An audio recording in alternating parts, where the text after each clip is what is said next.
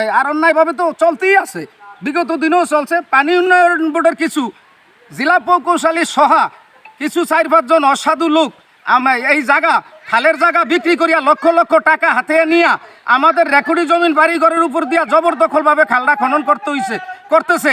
এই অন্যায়টা যেন আমাদের উপরে না করা হয়, আপনারা মিডিয়ার ভাই বেরাদর আপনারা একটু সঠিক জিনিসটা তুলিয়ে ধরবেন। এখানে কিছু রেকর্ডি জায়গা আছে, সেটা দিয়া খাল খনন করতেছে।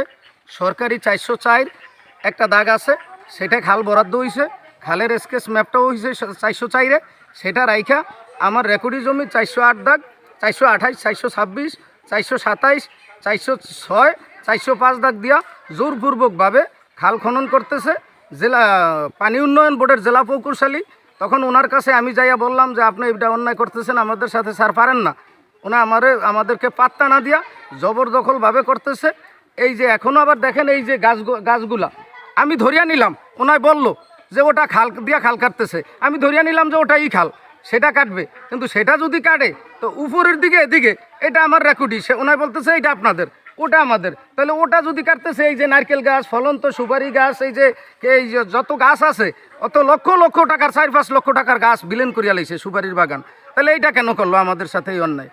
আর যদি আবার বলে এইটাও সরকারি, যদি এটা সরকারি হয় তাহলে আবার আমার রেকর্ডি জমিটা কাটে কেন? আমি এই দাবি নিয়ে ওনার কাছে গেছি, ওনায় মানে না। পরে আমি লিখিতভাবে আবেদন করছি জেলা প্রকৌশলী বরাবর। ওনায় আবার এই আবেদন করার পরে করছে কি ডাইকা নিয়া এলাকার কিছু প্রভাবশালীর লোক রাসেল সোয়া 4-5 জন এদেরকে ভাইল করছে ইয়া করিয়া। ওনায় নিজেই পানি উন্নয়ন বোর্ডের অফিসার, নিজেই ঠিকাদার, নিজেই খাল খনন করায়, নিজেই বেকু আনে। দেখাশোনার জন্য প্রভাবশালী কিছু লোক রাখছে এখানে রাইখা। ওনায় করে কি ওই যে 404 দাগটা যার মুখে যেটা পড়ে ওনার থেকে কিছু অর্থ নেয়, ওই লোকের মাধ্যমে অর্থ উপার্জন করে আর রেকর্ডি জমি দিয়া খালটা নেয়। দেখেন আপনারা অল্প আগে এক মহিলাও বলিয়া গেল যে রেকর্ডি জমি দিয়েই খালটা হয়, তাহলে ওনার জমিটা ওনায় কী করছে? বিক্রি করছে অবশ্যই।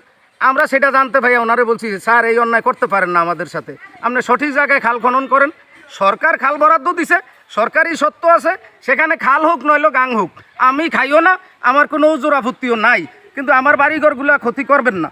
তখন মানে না বিদায় আমি লিখিত অভিযোগ দিছি, সে জোরপূর্বকভাবে খাল খনন করতেছে। আজকে আবার আমি ঢাকার থেকে আসছি, আইয়াই দেখতেছি আমার বাগান বাড়ি যা আছে সব কিছু সুপারির বাগান টাগান ধ্বংস করিয়া দিতেছে। যখন আইয়া মহিলারা বাড়িতে থাকে তারা বাধা সৃষ্টি করে, তখন এই ফোন করে আসো ধরিয়া নিয়ে যাম, মারিয়া নিয়ে যাম, বানিয়া লইয়া যাম, বেকুর তলে ফালাইমু, এই ধারণার জোরপূর্বক করতেছে।